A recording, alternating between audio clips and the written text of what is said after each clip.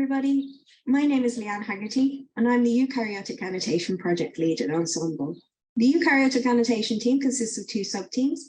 One is the Genebuild team. We develop, maintain, and run automated annotation pipelines. And the second is the Compare team. They develop, maintain, and run pipelines for comparative analysis. So today I'm going to focus on what we do on the Genebuild team, and I'm going to tell you all about how we do automated annotation at Ensembl.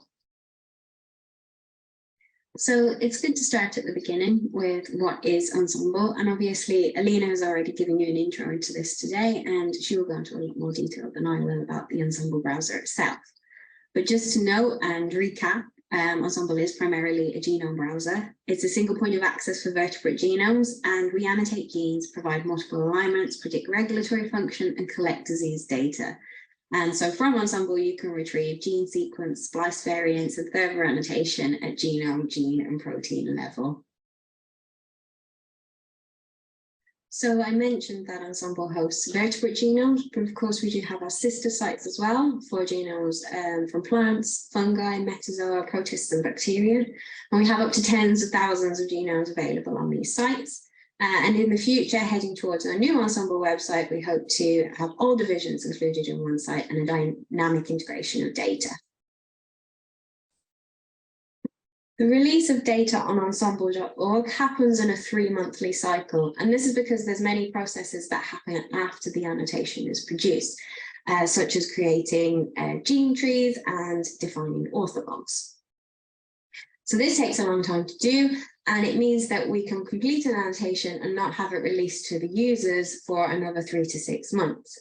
Now, in the last few years, we've massively scaled our automated annotation pipelines, and we want to get this data out of the pipelines. So what we've created is the rapid release, and this is for the fast release of annotations on a 2-weekly cycle. And so far, to the rapid release, we've added more than 1,200 genomes since June 2020. Initially, we didn't have the full functionality of Ensembl in rapid release, so we just had gene sets that acted as a kind of data portal for annotation.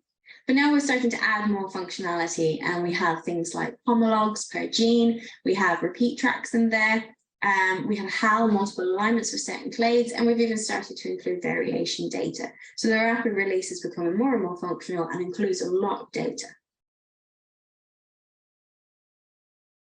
With hundreds and soon to be thousands of genomes available via the rapid release, it's best to go to our species table and use the filtering functionality to search for something that you are looking for. So in this example on this slide, I'm typing salmon, and you see that there are multiple types of salmon available, but also different genomes available for the Atlantic salmon.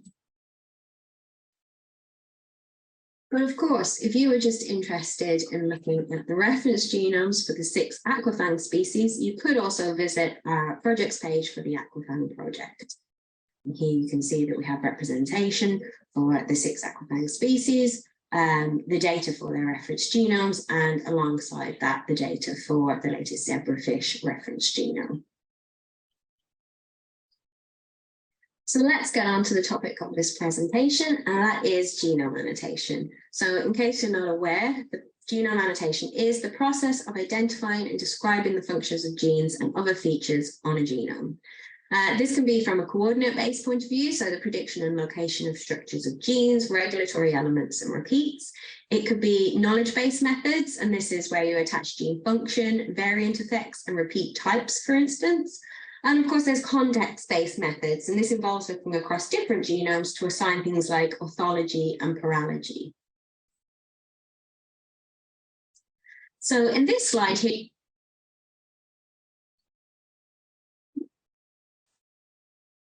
I've just summarized the different genome annotation approaches.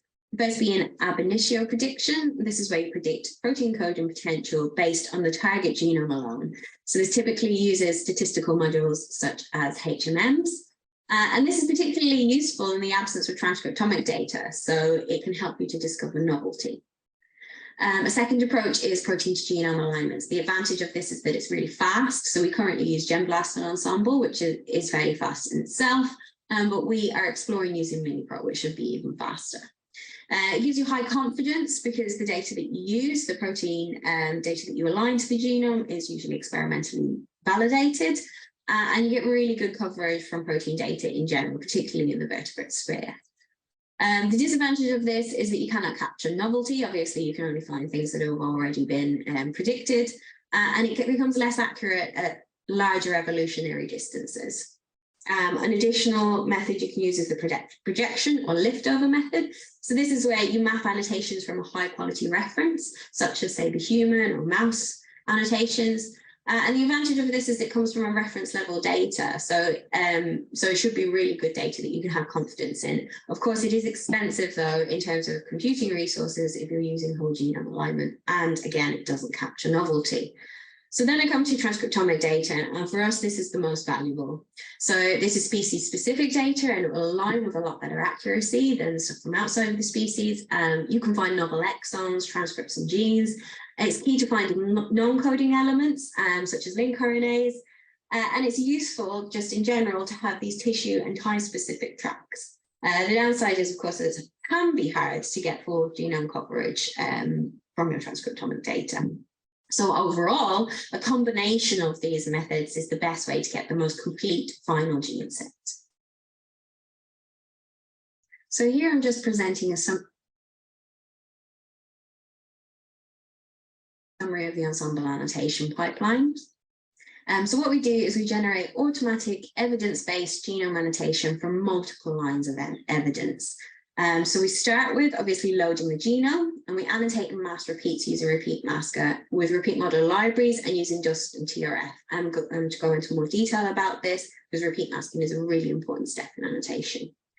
Next, we take the opportunity to find simple features on the genome, and this can be things such as transcription start sites, tRNAs, and CPG islands.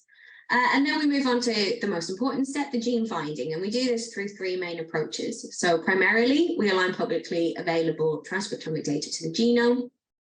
And as I said, transcriptomic data is the most accurate for us, but it doesn't always give full coverage, and we may end up with fragmented models or may just be missing things that weren't expressed in the data at the time that was sampled.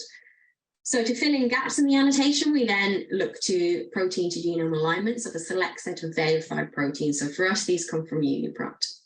And it makes sense then to use the most high confidence data available where appropriate. And so we map features from human or mouse annotations using pairwise alignment. Then at the end, we choose the most likely models, we filter, we remove duplicates, and finally classify proteins. Let's start with the first step in genome annotation. That is finding and classifying repetitive DNA. This is very important because repeats are a common feature of eukaryotic genomes. Even recent work on the human TTT assembly developed an atlas of repeats that comprise over 50% of the genome. So knowing that they are so abundant in eukaryotic genomes indicates how important it is to mask repeats and annotate them, of course. So firstly, why do we mask repeats? Well, if repeats are left unmasked, they can cause spurious alignments, and this can provide false evidence for gene annotation.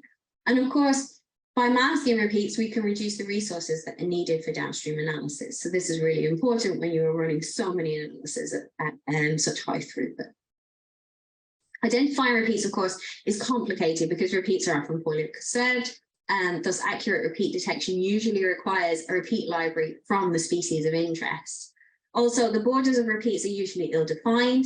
Repeats often insert within other repeats. So it is a very complicated step in genome annotation, but very important. And of course, classifying these repeats is interesting in its own right, as repeats often drive evolution. So some of the repeats that we classify in Ensembl are these low complexity regions, and this includes your regions of extremely high AT or GC content. We also classify transposable elements, and these are broken down into class 1 and class 2, retrotransposons and DNA transposons, and then satellite DNA. These are your short and long tandem repeats, and we use a variety of software to do this. So here I've given an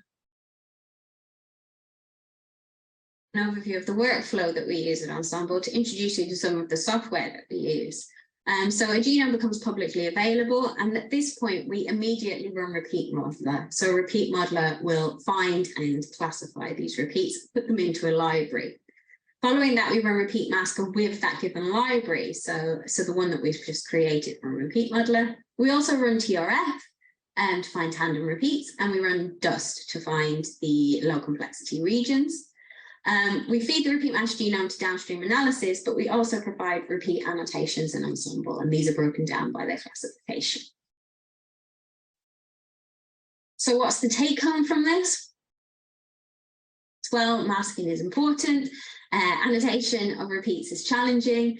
And if masking is your end goal, so there isn't really any need for you to do the annotation, it's important to note here that RED, or repeat detector, is actually a really efficient tool for masking. So the repeat masking. So to begin with, so what's the take home from this? Well, masking is important. So the repeat masking is done. Let's move on to gene annotation. And I've already described some of the approaches and summarized our pipelines, but let me just reiterate some of the approaches that we do use. So there's transcriptomic data, and this is using the complete set of RNA transcripts that are produced by the genome under specific circumstances or in a specific cell to create a window into the genome. Homology then, this is mapping annotations from other species. This can be from a well-annotated reference genome or from a protein database where proteins have been experimentally verified. Ab initio then, this is using predictive methods, and hybrid is just that you should always use a combination of the methods described here. So to begin with, let's talk about transcriptomic data, because as I had mentioned, this is our most valuable line of evidence, being species specific. It aligns really accurately. The data comes in two forms, the short read data, and what we do in Ensembl is we align this to the genome using a splice-aware aligner to indicate the position of exons, and then we infer transcripts using transcript assemblers. Long read data then is becoming more and more readily available these days. So at Ensembl, where available, we align this to the genome in a splice-aware manner again. And we do some error correction. So this is in-house code that kind of finds a consensus at a point in the read to correct some errors. For both then, we collapse putative isoforms, we find the longest RF, and we classify this RF as coding or non-coding by usually comparing to a protein database, but also we have some machine learning methods that we've introduced more recently. It's important to note then the main strengths and weaknesses of short and long reads. So short reads have pretty good coverage. They've been around a long time. We're all familiar with RNA-seq data, so it's quite cheap and highly accurate. The weaknesses then is that you have to bear in mind that you're inferring transcripts, not observing them. And of course, because of this, it can be quite difficult to infer UTRs. Long reads then, these are full-length transcript structures. So you get more accurate UTRs, and they can be really accurate for splice-linked RNAs. But there's lots of single exon transcriptional noise amongst them. And still, particularly with Oxford nanopore technology data, there's a high error rate still. And this is just as it stands. Of course, these technologies will evolve and improve. So this isn't necessarily the advice forever. So another thing to note about transcriptomic data is that there is kind of an ideal set of data that you can use for annotation. This would include short and long read data. You would have 5 or more tissues, and these would be at different developmental stages if possible.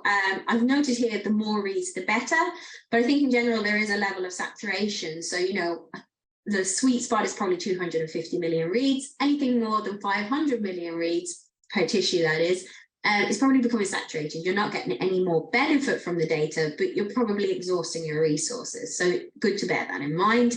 And of course, there's a preference for consensus and cleaned over raw reads. But of course, if you can't get this ideal set, if that's not available, there is a sort of minimal set for getting a decent annotation, and that is short read data only. So it's currently is better than long read data. The highest value tissues then, if you can only say get 1 or 2, come from brain, gonads, lung, gill, and embryo. And this is based on the fact that they have just, in general, a better coverage of the genome. Lower value tissues then, those with a lower coverage of the genome, tend to be liver, muscle, and blood. But of course, a combination of a higher value and a lower value will still give you decent results. Read length should be 100 to 150 base pairs. and 100 million reads plus per tissue. So you kind of under 50 million reads of tissue, you're going to have fragmented models and not enough coverage. And as I said, the sweet spot tends to be about 250 million reads per tissue. Again, a summary of the workflow used in Ensembl. So we align short read data to the genome using STAR. This is a splice-aware aligner. We sort BAM files, and then we assemble transcripts using a software called Scallop. We align long reads to the genome then using Minimap2, and we use in-house code to correct errors and filter. Finally, we collapse and merge for a final isoform set. Then to identify protein coding models, we BLAST, or more recently use Diamond, and we do this against the protein database of experimentally verified proteins. So let's talk about homology approaches to genome annotation, the first being cross-species protein alignments. So protein is more conserved than DNA, so you can use data from closely related species. And depending on what you're annotating, there's usually a lot of protein data available. This is particularly true for vertebrates. So this slide here is just demonstrating visually what we do in terms of protein alignments. So the target genome here is from mouse lemur. We take proteins from things like human, chimp, gorilla, and gibbon, and we do a genome-wide alignment using GenBLAST. GenBLAST then is a gene prediction tool that uses a comparative genomic approach to identify protein coding genes.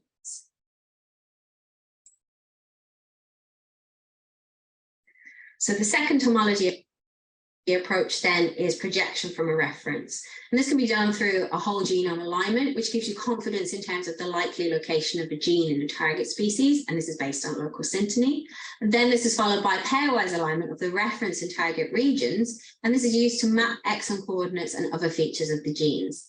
There are actually tools that you can just use out of the box to do this. So LiftUp is an example. This is a tool that's capable of mapping genes between two assemblies of the same or closely related species.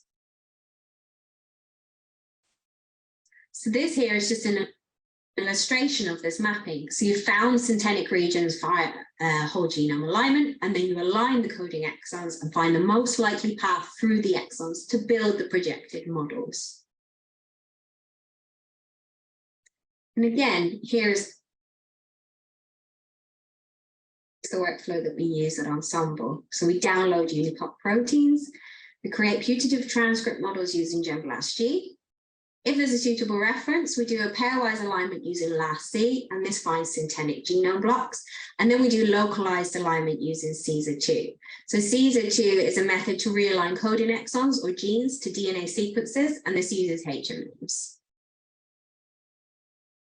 I've said it before, and I'll say it again. The best way to get the best annotation for a genome is to use a combination of all of the evidence we've talked about today. If you have a look at this example here, you can see that no single piece of evidence would give us the complete answer. So the short read data comes probably the closest, but you refer in the structure, and it also isn't great for UTR, as we've discussed. But by combining all of these and potentially even passing info from ab initio methods, such as Augustus, we can come up with the correct answer. The final transcript's in green here at the bottom. And here's just a summary of what you would get if you have a data-rich annotation versus a data-poor one. So, of course, in data-rich, you get more transcript isoforms. This can come from all the RNA-seq data. You get more genes captured, and you get these time point and tissue-specific ones based on your transcriptomic data and what samples it was taken from. Your UTR features can be captured. You've got better exon capture, and you also have the ability to measure the confidence of your gene set. Data poor, then, this results in often being focused on protein coding genes only. You usually only get one isoform per gene. You can be missing things such as certain exons and UTRs, and of course you can also come up with false positives. So the take-home message here is use a combination of data. As much data as possible is going to give you the best annotations. So you've completed your annotation, you've used as much data as possible to create this annotation. what do you want to do next? You probably want to assess the quality of this annotation. So this is something that most people are interested in, but it's actually really difficult to define a perfect measure of quality, and especially where we lack closely related, well-annotated reference to refer to. So most quality assessment relies on comparison to known annotations. So it's difficult to assess the quality of novel or distant gene models. But there are some things to look for. So you can blast to a reference, you can get the number of protein coding genes. Does this fit in with other species that are closely related that have been annotated? You can look for fragmented or joined genes, the average number of coding exons per transcript, and things like average CDS length as well. Does this all kind of fall in to a range that you would expect for a set of species like this when you look to, say, annotations that already exist? If you have something that's very different to the reference set then, or from the consensus of this clade of interest, then this gives you a red flag, and it's something that you should look into. The completeness of a gene set then in relation to a conserved set of genes can also be assessed, and this can be done by tools such as BUSCO and OMAC. So the first tool, which many people will be familiar with, is BUSCO, and this is well used and accepted as an indicator of completeness. So it stands for benchmarking universal single copy orthologs, and it looks for the presence or absence of highly conserved genes in an assembly. It's important to choose the appropriate lineage when using BUSCO, and of course some lineages have a bigger conserved set than others, so you should keep in mind that it should be used alongside other metrics to truly assess quality. So OMAC is newer, but similar to BUSCO in that it assesses the completeness of a gene repertoire by comparison to a conserved set. It also estimates the proportion of accurate and erroneous gene models in the proteome by comparing to known gene families in the lineage, and it detects possible contamination from other species in the proteome, which can be very useful.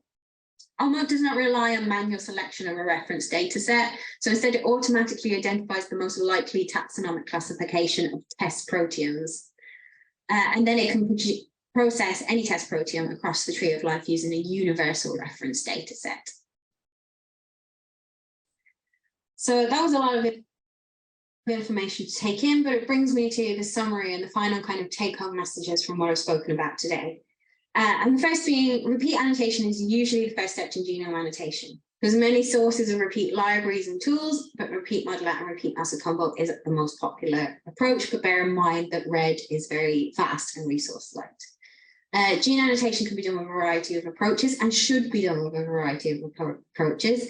And transcriptomic data is usually the most valuable, being species specific and highly accurate. The quality of annotation will also be always be dependent on the quality of the input data used, and is important to take into account the quality for planning downstream analyses. So, of course, I would like to thank all of the eukaryotic annotation team at Ensembl. This is led by Fergal Martin and includes the Ensembl Genebuild and Ensembl Compara teams. Additionally, I would of course like to acknowledge the entire Ensembl team who are pictured in this slide here. Finally, I'd just like to say I'm very sorry that I couldn't be there in person today. If you do have any questions that cannot be answered by the team who are present, they will pass on those questions to me, and I will answer them in a document that can be circulated after the workshop. Of course, you can always get in touch with our help desk, and they will pass on any annotation-related questions to the appropriate teams. And if you'd like to just have a larger discussion in general about annotation, again, contact our help desk and ask to be put through to the eukaryotic annotation team, and we can help you with anything that you need related to annotation. Thank you for listening today.